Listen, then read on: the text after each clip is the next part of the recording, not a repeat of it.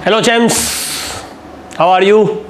ठीक है, हम लोग जो है पेपर 1 का सेक्शन 1 सेक्शन 2 पेपर 2 का सेक्शन 1 सेक्शन 2 डिस्कस हो चुका है। अब हम डिस्कस करने जा रहे हैं सेक्शन 3 जो कि कॉम्प्रिहेंशन टाइप था। काफी सालों बाद, 1-2 सालों बाद जेई ने अपने कॉम्प्रिहेंशन टाइप को रिपीट किया। इस बार मैट्रिक्स मैच नहीं पूछा, एक आज अगले साल या उससे अगले साल पूछ लेगा। तो ये जेई वालों का पुराना तरीका है, तो कोई भी पैटर्न जो है पूछ चुके, हमें सबकी प्रैक्टिस रखनी चाहिए। ठीक है, तो अब जरा हम देखते हैं इसमें हमारा सेक्शन 3 में कॉम्प्रिहेंशन थे, 2 कॉम्प्रिहेंशन थे। एक ये सुपर कंडक्टर से रिलेटेड थ्योरी थी, लेकिन इसमें कुछ चीजें उसने डिफाइन कर दी, तो क्वेश्चन बहुत टिपिकल नहीं था, लेकिन थोड़ा सा एनालिटिकल था, आपको सिर्फ सोचना था। अब देखो इस क्वेश्चन में जो इंपॉर्टेंट पॉइंट थी, इसने कहा है कि एक close wire loop made of S 0 resistance है, तो इसका मतलब सुपर कंडक्टर, और कह रहा है कि सुटेबल करंट जनरेट एक कंपेंसेटिंग फ्लक्स, यानी नेट फ्लक्स को 0 कर रहा है। एक सुपर कंडक्टर की थ्योरी भी होती है, इसका एक इफेक्ट जीनोम कुछ एक पर्टिकुलर मेंजियर इफेक्ट करके कुछ नाम भी होता है, मैं थोड़ा भूल रहा हूं उस इफेक्ट का नाम, आप लोग इंटरनेट पे देख सकते हैं।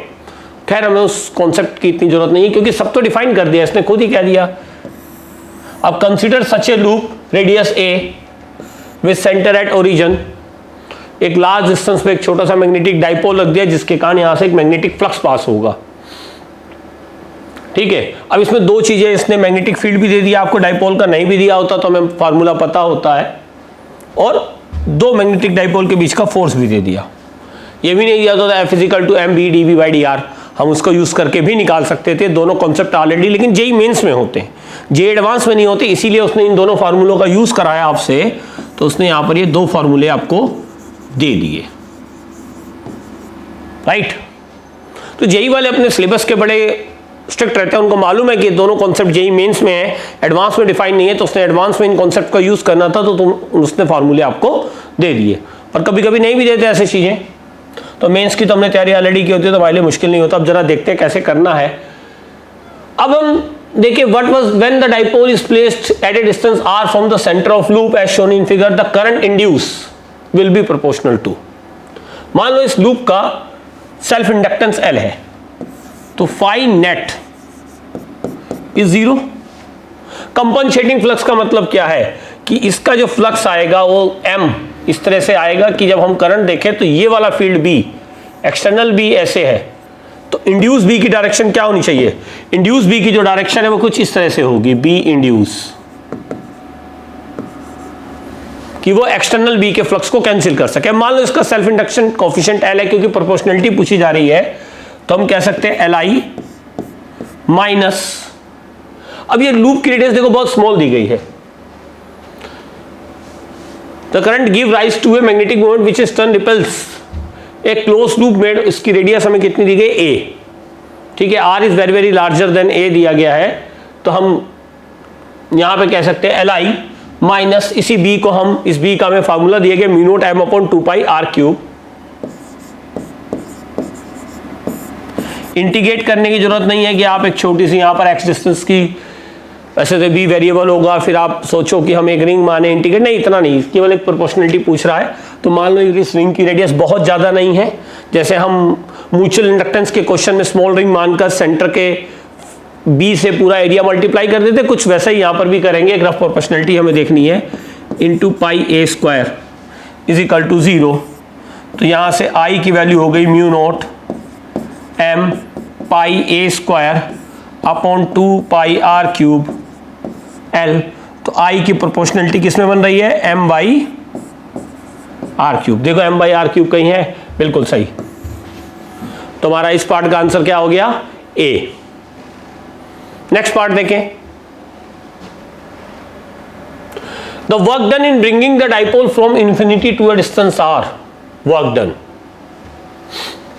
तो एक्चुअली इस यहां पर अभी हमने डिस्कस किया कि एक m इंड्यूस हो रहा है, उस m की वजह से यहां पर एक रिपल्शन फोर्स आएगा। इस फोर्स को हम निकाल भी सकते थे, हमने सीखा हुआ है, पर यहां पे डायरेक्ट उसका फॉर्मूला दिया गया था, F = K m1 m2/r4। एक फार्मूला हमें दिया जा रहा, हमें इसी का यूज करना है, तो ये आसान हो गया हमारे लिए। तो इस पे जो फोर्स लगेगा F = K, ये हमारा m1 तो m हो गया, और ये कैपिटल M हो गया बाई R की पावर क्या दिया था? 4। अब कैपिटल एम की वैल्यू क्या होगी, आई इंटू पाई ए स्क्वायर। अब आई का सॉल्यूशन हमारा निकला था दिस वन, तो अगर हम प्रोपोर्शनलिटी में देखें तो मैं आई को लिख सकता हूं एक factor I nought into M by R cube. Remaining factor को मैंने क्या मान लिया, आई नॉट मान लिया। तो ये मेरा आई आया था, तो यहां से कैपिटल एम की वैल्यू हो जाएगी I naught pi A square M by R cube. तो अगर मैं इस पे पुट कर दूं तो एफ की वैल्यू मेरी कितनी हो जाएगी, के I naught pi A square M into M M square by R 7। तो ये इन दोनों के पीछे फोर्स हो गया, रिपल्सिव फोर्स है, क्योंकि ये इसका अपोज करेगा। ये नेट फ्लक्स जीरो करना चाह रहा है, तो ये रिपल्शन इसको प्रोड्यूस कर रहा है, नहीं चाहता कि भाई तुम्हारा मुझे तो नेट फ्लक्स जीरो चाहिए, फैराडे लॉ। तो ये इसका अपोजिशन कर रहा है, तो तुम्हें यहाँ पे पॉजिटिव वर्क करना पड़ेगा। तो इन्फिनिटी से अगर तुम लाए होंगे तो तुम्हारा W एक्सटर्नल इस फोर्स के अगेंस्ट अगर तुम स्लोली लाते तो तुम एक F एक्सटर्नल लगाते, तो जो तुम्हारा वर्क होता है वो प्रोपोर्शनलिटी में जाता है इंटीग्रेशन F dr। F की वैल्यू, इस फैक्टर को हम कुछ F नोट मान लें, तो ये फोर्स है F note m square by R 7, F note m square by R 7 dr। इसे इंटीग्रेट करोगे तो R की पावर -7 हो गया,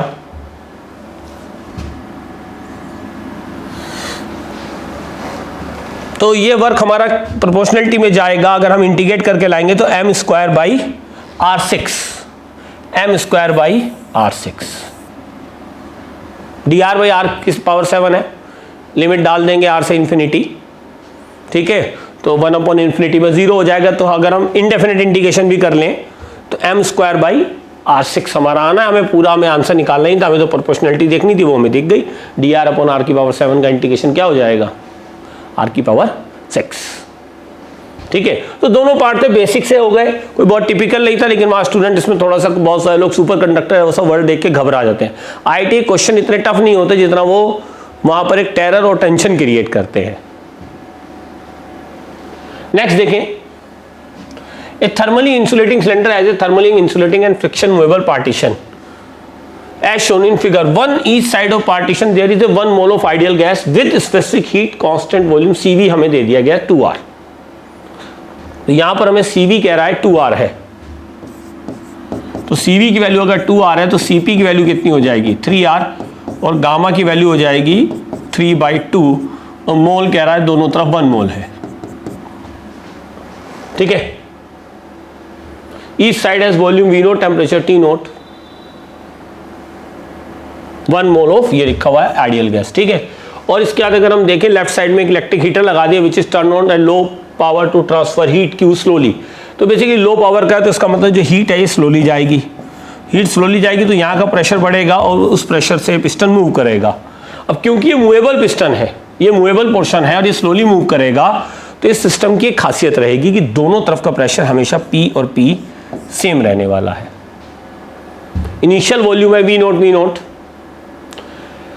तो इधर को वॉल्यूम को, इधर जो प्रेशर डेवलप हो रहा है तो इसको स्लाइड करके वॉल्यूम V नोट बाई 2 कर देगा, तो टोटल वॉल्यूम तो सिस्टम का कांस्टेंट है, तो दूसरी तरफ का वॉल्यूम आ रहा, तो इधर का फाइनल वॉल्यूम हमारा कितना हो जा रहा है V नोट बाई 2, और इस तरफ का फाइनल वॉल्यूम हो जाएगा 3V नोट बाई 2, और दोनों तरफ का प्रेशर हमेशा P सेम रहेगा, चेंज होगा लेकिन दोनों तरफ का प्रेशर सेम रहेगा, राइट। अब हीट इस तरफ दी जा रही है, इस तरफ हीट ट्रांसफर कितना है डेल्टा Q हमारा इस तरफ है 0, और इस तरफ हीटर से हम एक हीट Q सप्लाई कर रहे हैं, मान लो टोटल। अब अगर हम देखें तो यहां पर इस क्वेश्चन को सॉल्व करने के लिए ये राइट चेंबर बड़ा उपयुक्त है।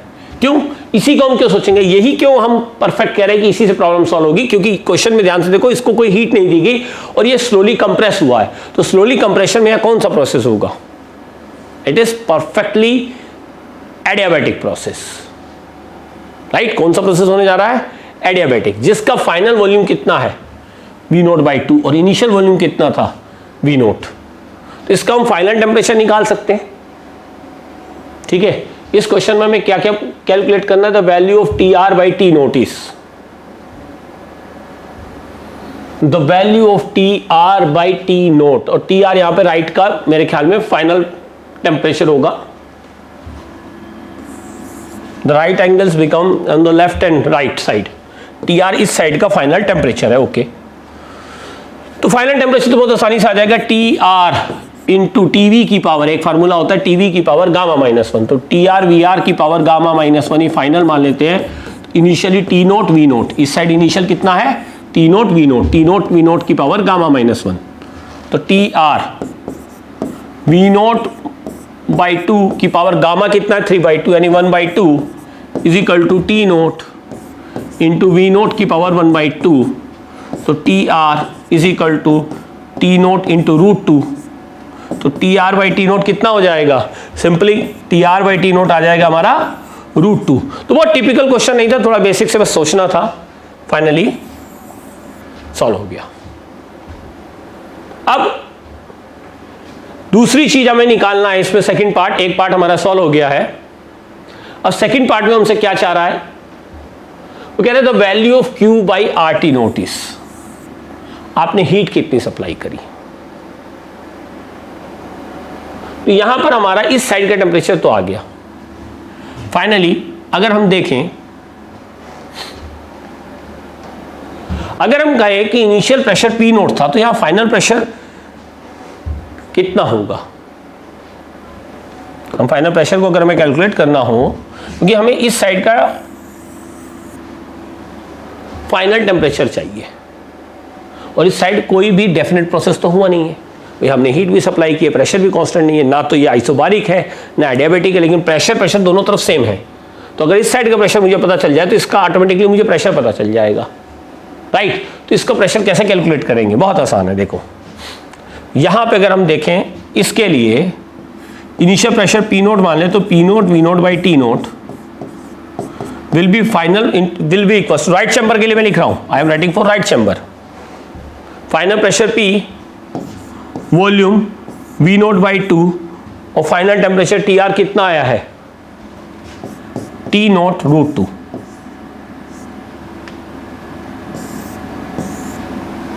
राइट। तो V nought by T nought cancel हो जाएगा, तो फाइनल प्रेशर कितना हो गया 2√2 पी नोट।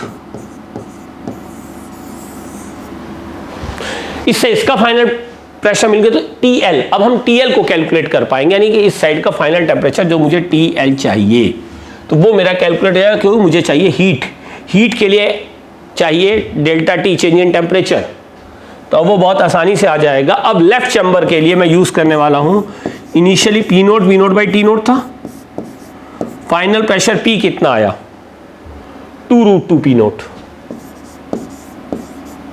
फाइनल वॉल्यूम मुझे पता है 3 V nought by 2, right, divide by final temperature TL। तो पी नोट वी नोट से P nought V nought cancel हो जाएगा, 2 से 2 कैंसिल हो गया, तो TL is equal to 3√2 T nought. तो एक साइड का टेम्परेचर हो गया 3√2 टी नोट, और एक साइड का टेम्परेचर हुआ है √2 टी नोट। तो ये दो चीजें हमने सॉल्व कर ली। एक तरफ का फाइनल टेम्परेचर आया है 3√2 टी नोट, और एक साइड का राइट साइड का फाइनल टेम्परेचर आया है √2 टी नोट, राइट। अब हमें क्या चाहिए, अब हमें चाहिए हीट, तो हीट सप्लाई। अच्छा, अगर मैं इसको एक दोनों तरफ को इसको एक सिस्टम मान लूं एज ए सिस्टम, तो W नेट तो 0 है। क्यों, क्योंकि इस सिस्टम का volume V is equal to 2V nought constant है, एक ने प्लस W वर्क किया, दूसरे ने उतना निगेटिव W वर्क हुआ, तो ओवरऑल सिस्टम का वर्क कितना है 0। तो जो भी हमने हीट सप्लाई की, तो delta Q for system will be equal to delta U plus W system. अब delta Q for system is Q, delta U for system N1 CV delta T1 plus N CV, क्योंकि दोनों तरफ का CV same दिया हुआ है 2R, delta T right कह लेते हैं और डेल्टा T लेफ्ट कह लेते हैं। N की वैल्यू 1 है, CV दोनों तरफ का सेम है, W सिस्टम 0 है। तो ये हमने फर्स्ट लॉ ऑफ थर्मोडायनेमिक्स का यूज कर लिया इस पूरे सिस्टम के लिए। तो NCV को अगर मैं, N की वैल्यू कितनी है यहां पर 1 दी गई, CV की वैल्यू मेरी है 2R, कॉमन ले लूं तो T L, delta T L minus T note plus T R minus T nought, तो 2r टी नोट तो कॉमन आ जाएगा, तो ये हो जाएगा 3√2 माइनस 1 प्लस √2 माइनस 1, तो ये हो जाएगा 4√2 माइनस 2। तो यहां से मैं अगर इक्वेशन देखूं तो Q is equal to 4RT nought, एक 2 कॉमन ले लूंगा तो यहां बचेगा 2√2, क्योंकि 3√2 प्लस √2 4√2, 2 एक कॉमन ले लिया, -2 तो -1, तो cube by RT nought is equal to 4 2√2 -1। हमारा कौन सा ऑप्शन मैच कर रहा है? This one. ठीक है, तो इस क्वेश्चन का आंसर क्या हो गया? बी हो गया। और पिछले क्वेश्चन का हमारा आंसर क्या हुआ था? ए। तो ये हमारा सेकंड कॉम्प्रिहेंशन था जो बहुत बेसिक और फंडामेंटल तरीके से सॉल्व हो गया। तो ये कॉम्प्रिहेंशन दोनों ही बहुत टिपिकल नहीं थे, बस थोड़ा सा एनालिटिकल अप्रोच चाहिए थी। तो यही जेईई के लिए चाहिए, अगर थोड़ी सी हम प्रैक्टिस रखें। और इवन ये जो थर्मोडायनेमिक सिस्टम का ये जो क्वेश्चन आया, ये बहुत सारी बुक्स में इस टाइप के बहुत सारे क्वेश्चन दिए रहते हैं, तो जिन लोगों ने इसको प्रैक्टिस किया हुआ होगा उनके लिए कोई बहुत मुश्किल क्वेश्चन नहीं था। तो ये हमारा कॉम्प्रिहेंशन वाला जो सेक्शन था उसमें 4 क्वेश्चंस थे, ये हमारा कंप्लीट हो गया। अब हम इस पेपर के लास्ट सेक्शन की तरफ चलते हैं।